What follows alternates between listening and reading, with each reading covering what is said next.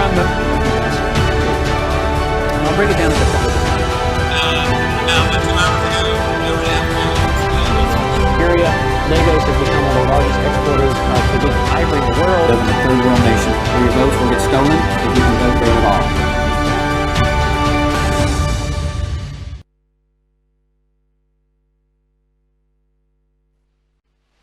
Welcome to Around the World with Dane Waters. I'm your host, Bruno Kaufmann. Oh, wait, that's my guest today, Bruno Kaufmann. So actually, he should be the host. He's a much better host than I ever would be. So, but anyway, welcome to Around the World with Dane Waters and your host, Dane Waters. So, a few things to go over before we get to our first guest here. Let's talk about what they call the Trump Retribution Tour, where he's going after his political opponents. Listen, if you have the power, some people just want to use that power, and so he's definitely using that power. You know, this week he's going after his former National Security Advisor, John Bolton, claiming that there's some violations, and he's kept classified documents. Oh, wait, Donald Trump did the same thing. You know, let's just forget that part, I guess.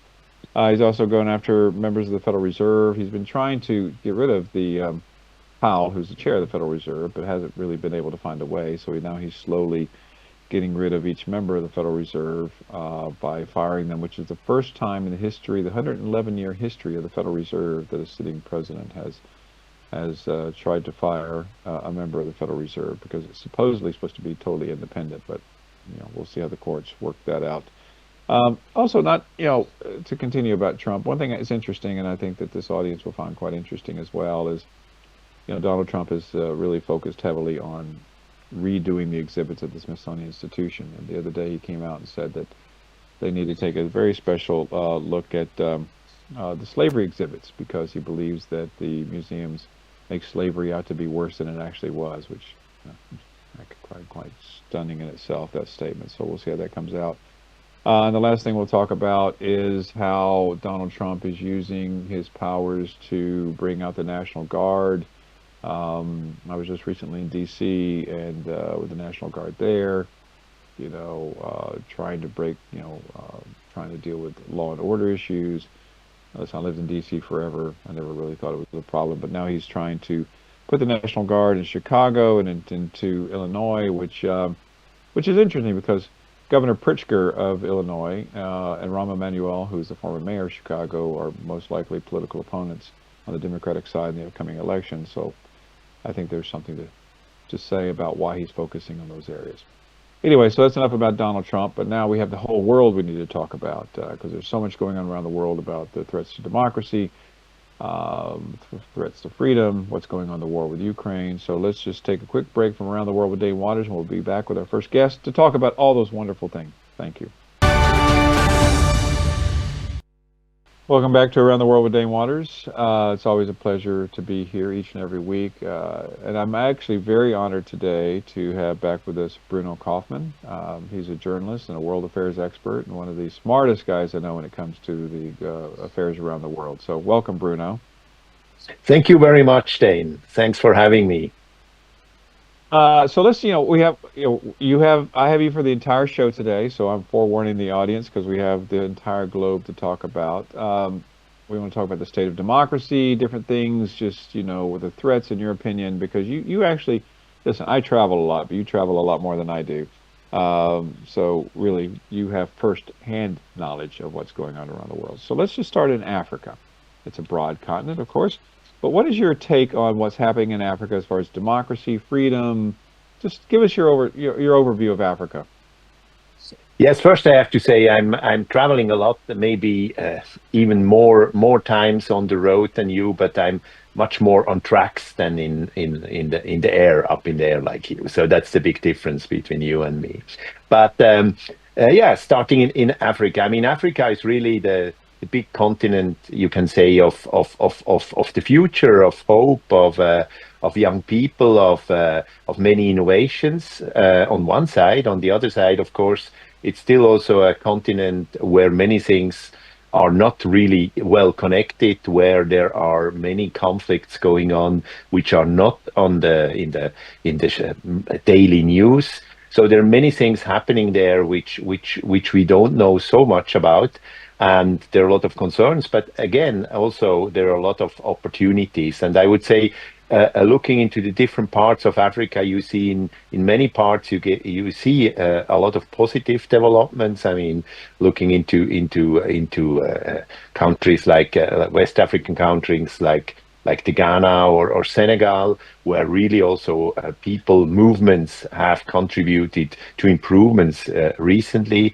We see developments in Southern Africa, starting in South Africa, but also in neighboring countries like Namibia, Botswana, Zambia, where democracies have been on the move. And then we also see, of course, many challenges in many other parts. But I would say it's really something which we need to become much more attentive to, because Africa is a continent where so many opportunities will lay ahead, and I'm very pleased to look forward to that. Also learning more myself, because as I'm a big rail traveler, Africa hasn't been so easy to me for me to travel around. But for instance, in a few weeks, I will travel to Botswana, which is the longest.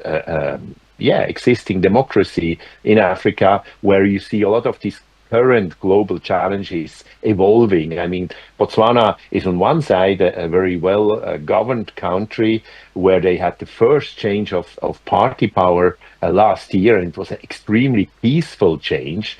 I mean, within seconds after results were declared, the party, which was in power for 58 years, they just congratulated the opposition and wished them all good luck. And I think we should learn a lot from such a country. Well, speaking of Botswana, so you are also, I don't know what your official title is these days, co-chair of the Global Forum on Modern Direct Democracy, or whatever your title is. But tell us what's happening in Botswana next year as far as democracy is concerned.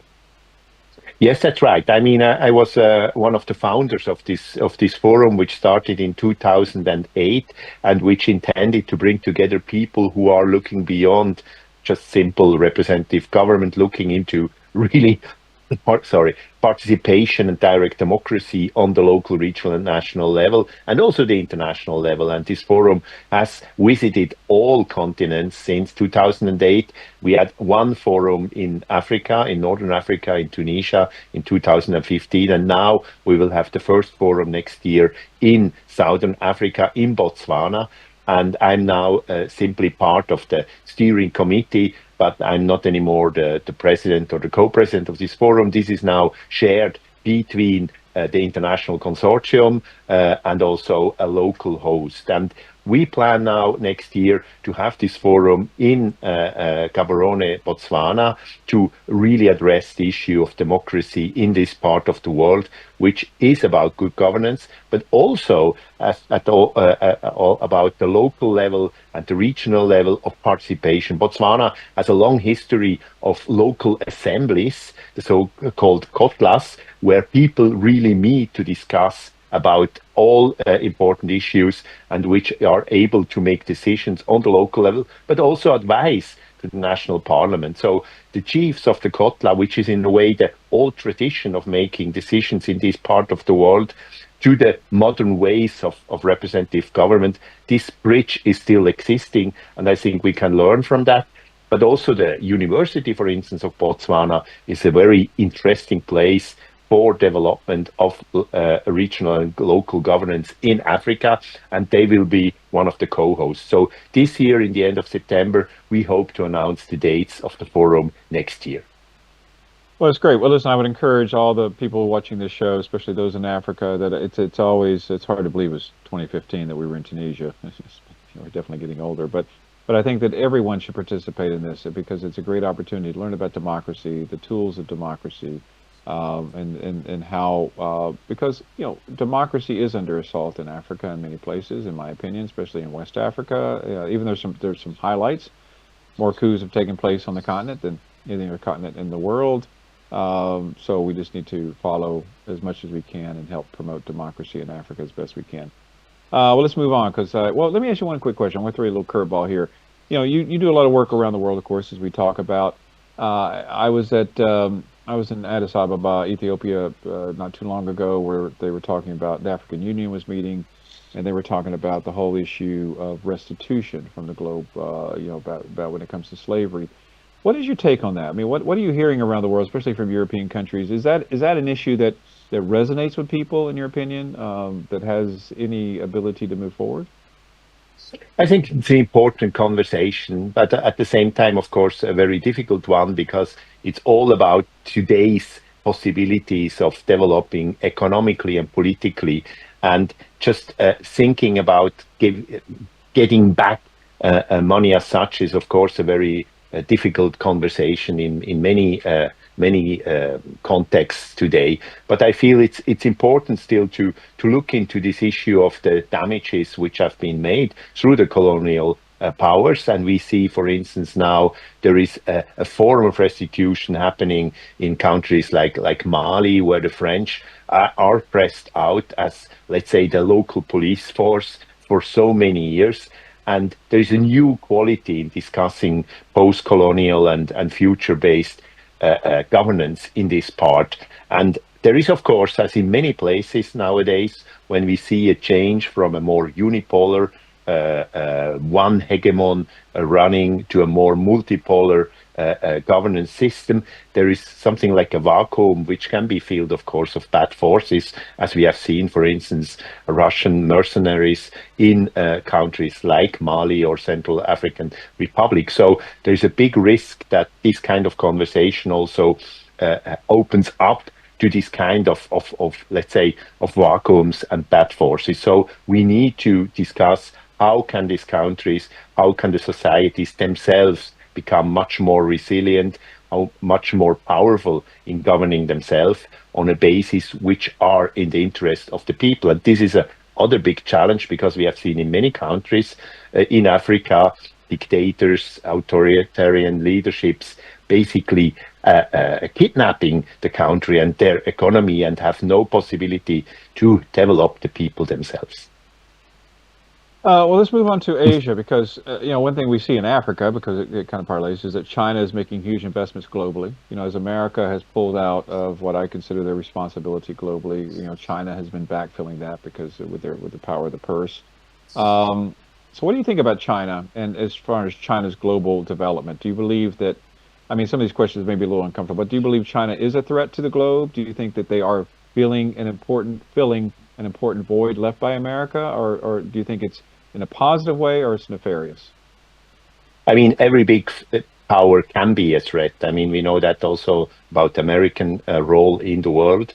In many places, America hasn't played a very positive role in conflicts, in solving regime changes. So there is a clear risk of a country feeling that it has the power to influence in a way based on only its own will. But at the same time, it's of course also important to see that international cooperation is important. We have seen that in the US aid situation, for instance, in many places. But at the other side, also Africa has become a place where this struggle has been very, very obvious. And you see China has had a big influence in many places. At the same time, doesn't really have this kind of questions about human rights, about social responsibility. So China has had an influence which is beneficial economically, but not necessarily beneficial for the government and the freedoms in a country. Sorry. And I would say that China is in a very, very, let's say, sensitive situation now, because as we all know, after the COVID crisis, China hasn't been able to really recover. So it can really fill all these gaps which are now opened up through the US and the US government at this point with its own really extensive economic powers. China is in a situation where also the governance in itself is in question, because we know there is a president who is now in its third term, which is unseen under modern times and which is questioned in many ways. So it's very unsure how this regime in China will develop further. If a weaker China is more of a risk to others or more of an opportunity. The others, it's a little bit unclear because, of course, you can also always see that this nationalistic card can be played in a situation of crisis, and this may influence also the neighbors of China in Asia. As the most, of course, imminent example, Taiwan is always, let's say, a situation where you can test a little bit in which way China is dealing with other countries, even if China doesn't see Taiwan as another country. So there are risks, there are opportunities, and we have to be very attentive about what the development is in China. And still, of course, I also think it's important to have a conversation, especially with non-governmental forces in China, even if this is more difficult today than it has been in the last, let's say, 20 years. Well, let's talk about the fact that the world, part of the show we call it the New World Order. In my opinion, personally, you have good. I always talk about good versus evil. Some people don't like talking in those terms, but you get what I consider evil. Once again, my own personal opinion about evil being China, Russia, North Korea, and Iran together. And then you get the good, which is what I consider democratic and democracy and freedom-loving countries. And continents like Africa are going to get to the point where they're having to be, choose between the two, economic resilience and economic support from China, America pulling out. But the EU, for example, you're a European citizen. America pulls out, China's backfilling. Why doesn't the European Union take a more active role in kind of filling the vacuum of America pulling out globally? That's certainly something which is happening every day, you can say, but it isn't expressed as a government of a nation state would do it. Europe is a 27 country union which has its own differences within, where long and big traditions of nation states with important, let's say, narratives about the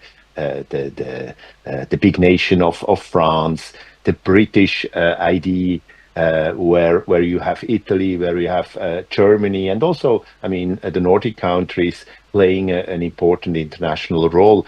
So for the EU, it's always like a complementary role in playing this kind of role, which otherwise big powers like the US, like China, but also in a way Russia wants to play. So we have to look beyond this kind of simple idea of good and evil, because in every place, in every region, there are different kind of stakeholders and actors. And I was just recently visiting and traveling across the United States, and I was surprised again how many, let's say, good forces, good governance elements, good local people are there in the United States who are not at all in this kind of let's say, total polarity, who try to bring together common sense, who try to make good services for their people. So you have that also in places even like China, still on the local and regional level as well. So we have still to continue to see and to identify this kind of partners for the good causes, which are, of course, freedom and democracy, human rights, and a good economic development, and not just about dominance, about big powers playing against each another. Yeah, it's a very good point. I talk about, once again, good versus evil, and I put China, Russia, Iran, but within those countries. I have a lot of Chinese friends. I have Russian friends. I have, North Korean friends. Well, no, I seriously have no North Korean friends. I don't think I've ever met a North Korean in my life. But you're right. Broadly, when I have these conversations, I talk about more at the governmental level, the philosophical level of the government. But I think it is very important, as you say, to point out that it's not about the Chinese as individuals. It's not about the Russians as individuals. It's about the leadership within these countries. Because many people would argue, and exactly what you're saying in America, many people may argue that the current president of the United States might fall into the bad category, but Americans, there are a lot of great Americans out there as well. So every country has their good people and their bad people. You are one of them. You're very kind. Very kind. So let's talk about, since we're talking about the European Union, let's talk about the war between Russia and Ukraine. What is your take on that? As a European, Do you see that the Europeans have a greater responsibility to protect Ukraine, or walk us through that and your thoughts on that? Absolutely. I mean, I think it's the time really for Europe to stand up. I mean, already in 1989, 1990, when this good opportunity of Europe reunification, German reunification came up, I felt that there is a need of a more European responsibility for its security.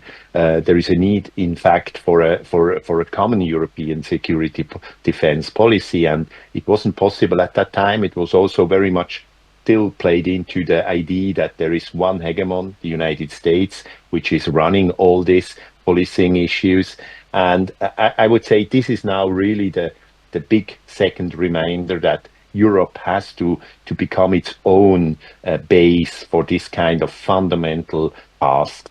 And what's going on in the Ukraine is absolutely a challenge to all the former ideas of how to organize itself. And it also reminds us that there is always also a big risk of a setback. I mean, Russia has never really experienced a true democratic phase, while many other, let's say, former Soviet republics have had that before, including the Ukraine, and where you also see that the people and the civil society really builds their the force, their resilience on this experience from former times, and where you see, I mean, you have recently visited also Estonia, which is the most successful former Soviet republic, where you really had a new generation of leaders coming up instantly after the dissolution of the Soviet Union, and where it was possible to build a modern, free, and democratic state on the base still of the experience, of course, which was between the first independence in 1918 and then the occupation, the reoccupation of the Estonia and the Baltic countries in 1940. So what we see now is that these values of the European Union, these values of free countries reuniting in a common union, needs to be complemented with countries like the Ukraine, but also like other countries like Moldova, Western Balkan. I mean, Europe has to make a next phase of organizing itself to find its way forward, and it's a good chance. And I see many people really committing to that. I will be just next week. I will visit the northern part of Norway at the border to Russia, which is a very interesting place because it was the, let's say, the first direct border between NATO and Soviet Union, and it has had a certain openness because northern Norway was never really occupied by Russia. There was never a war with Norway in historical sense. So the Norwegians in northern Norway were always very open and positive to Russia and to the Russian neighbors. There were even, in a few years ago, there was a zone between Russia and Norway where you didn't have to have a visa. But in the last 10 years, especially after the Crimea annexation, Russia started to use northern Norway as a test ground for their hybrid warfare. And we see there now really a very intense place of how the developments, how the relations between also Europe and Russia will develop. Very interesting. Well, listen, we're going to come back to that. Let's take a quick break from Around the World with Dane Waters, and we'll come back with Bruno and talk more about what's happening around the world. Thank you. Welcome back to Around the World with Dane Waters. You know, Bruno and I were talking during the break there. We've solved all the world's problems, so we can just stop this show now. We don't need to go any further since we have all the answers to everything. I wish that was the case. Yeah, I would like to have your optimism. Yeah. Well, you know, the world, you know, there's one thing about people, human beings, they're resilient. I mean, it's just like they are resilient. And even though we as a human race are very self-destructive, we're also very resilient in many ways. And I do believe that as the world, just my personal opinion as always, is just as we get closer to the precipice, I think the best in humankind will come forward, and I hope that it will stop us from crossing over into the precipice. A quick question for you. You know, I've known you for a very, very long time, and you know, one thing that in your early days when you were a young whippersnapper, you were you know, when you were in Switzerland, you kind of worked anti-military, the military establishment, or however you want to call it. But as the world becomes more divided, I mean, you see that the growth of military, and we were just talking about the EU. Do you believe now that there is a need for a growth in the military machine or apparatus in like the European Union to protect against the nations of like Russia? I don't believe in that this is a solution to invest a lot of money and much more into the military. I mean, we told before about the situation in 1989, 1990. It was a time where I was becoming really an active journalist, observer, but also a citizen in a way. And this hopes that this time of high militarization is over. And obviously it's not. And it's clear that today, I mean, there needs to be protection, there needs to be security guarantees in many ways.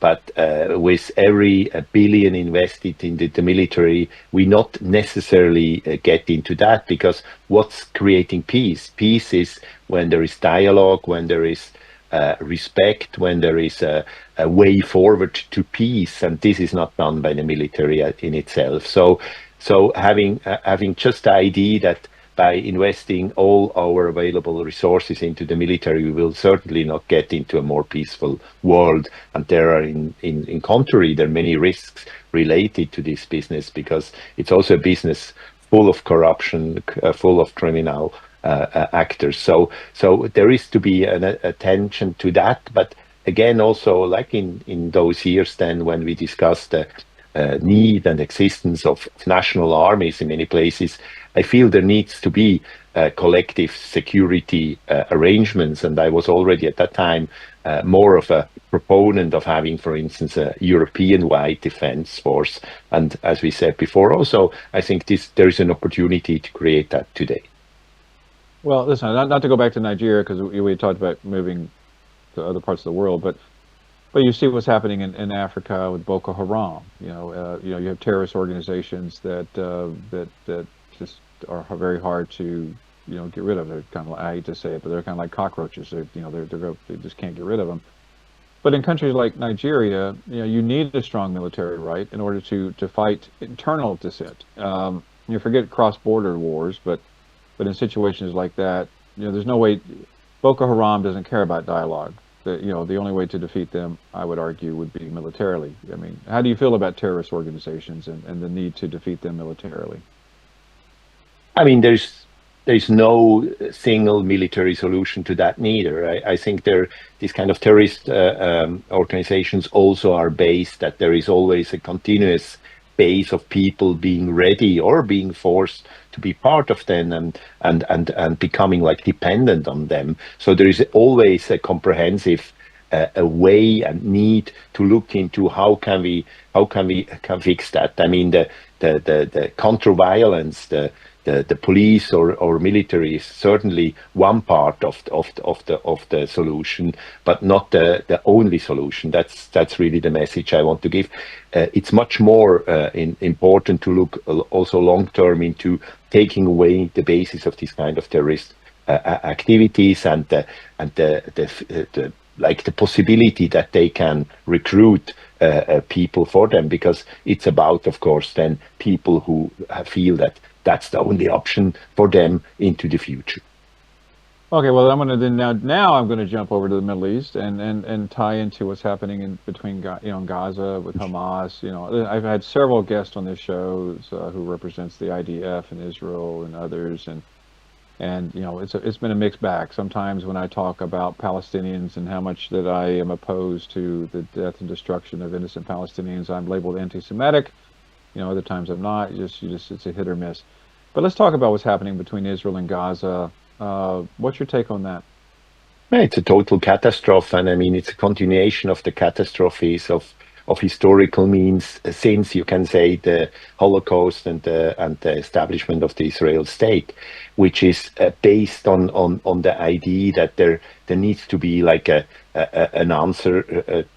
I mean, a continuous answer to to single out a certain nation and also a religion to be protected for good reasons, but at the same time see this in conflict with all the others. And what we see is also, of course, the failure of the international community to allow the Palestinians to have their own place to really stay and to arrange for them. I mean, we have seen these divisions for so long time and this basis of war. And what we see now is a total catastrophe, also a failure of the international community. And seeing this and following this, I mean, on an everyday basis, seeing people being attacked, being singled out to be like collaborators of the terrorists, everybody in Gaza. This is just not acceptable. And I think it's really time to stand up again for the international community, but also for Europe vis-a-vis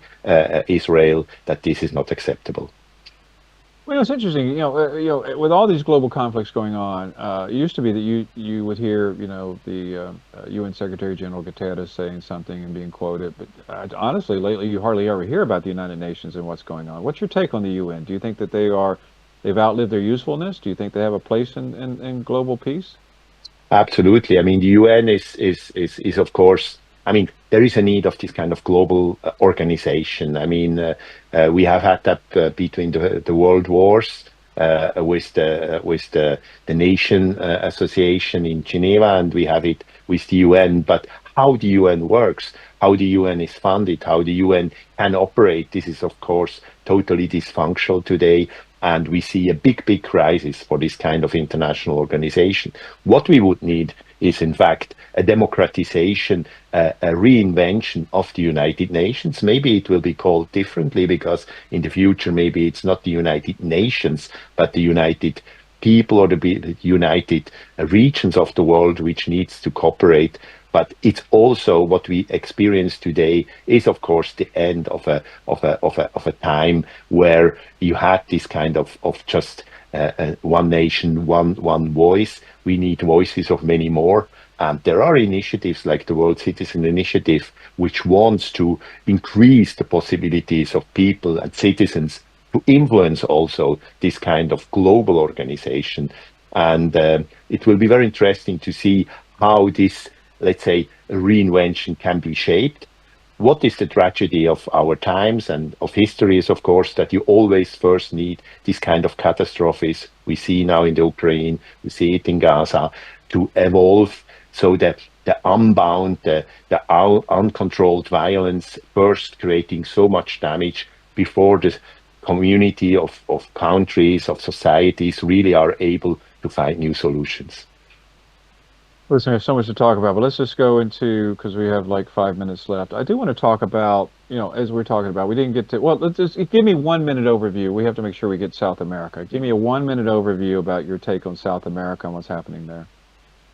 Yeah, I mean, South America is again also in a very interesting phase of its development because we have seen this democratization in the 1980s and 90s, and then we have set all these setbacks, starting in Venezuela, going down to Argentina, seeing Brazil on the brink of autocratic rule, and of course also many times these kind of criminal businesses going around. But recently also we have seen that people just don't go for the single ideological side, like in Bolivia, where the leftist government now has really lost its legitimacy, and people want to have a more democratic-based government. So I see in Latin America good hopes that the people are standing up for their rights, and there are also good examples, of course, of countries like Uruguay, but also improvements in Chile, sometimes also in Peru, where you see hopes for a better future. And I'm quite positive about the projections and the opportunities also for South America. Okay, well, we'll come back to, because I have some questions specific about that, but I don't want to run out of time since you are very knowledgeable about the Nobel Peace Prize process. And there's been a lot of talk about Donald Trump trying to win the Nobel Peace Prize. And can you kind of walk the audience through exactly what is the process? How does somebody win the Nobel Peace Prize, and how does that process work? Yes, it's funny to see that Mr. Trump is so interested in that, and it's, of course, in a way it shows also the the renommee of this prize is so high, which is a prize which has been given out since 1901. So next year it will be 125 years, and it's based on the idea of Alfred Nobel, which was a Swedish industrialist, which invented the dynamite, which had bad conscience about the wars which the dynamite would create. So he gave all his wealth to this kind of prizes, not only for peace, but also for other science inventions. But the Peace Prize is the most political prize. It has been given since 1901, and it has had an interesting, let's say, resilience in trying to be a mirror of what's going on in the world, because it's not just about creating peace, it's also about human rights, it's about environmental protection, it's about international organizations. So becoming a Peace Prize winner, you need to be nominated first. And everybody who's in a parliament, who is a professor at university, who has been a prize winner before, can nominate somebody. This year there were 350 individuals nominated and about 100 organizations. So it's a big amount of possible winners. And then the committee, which is a committee of 5, which has been selected by the Norwegian parliament, but which are not necessarily politicians, but in a way mirroring the political composition of the parliament in Norway. They are selecting that. They have a lot of people helping them. They make a short list.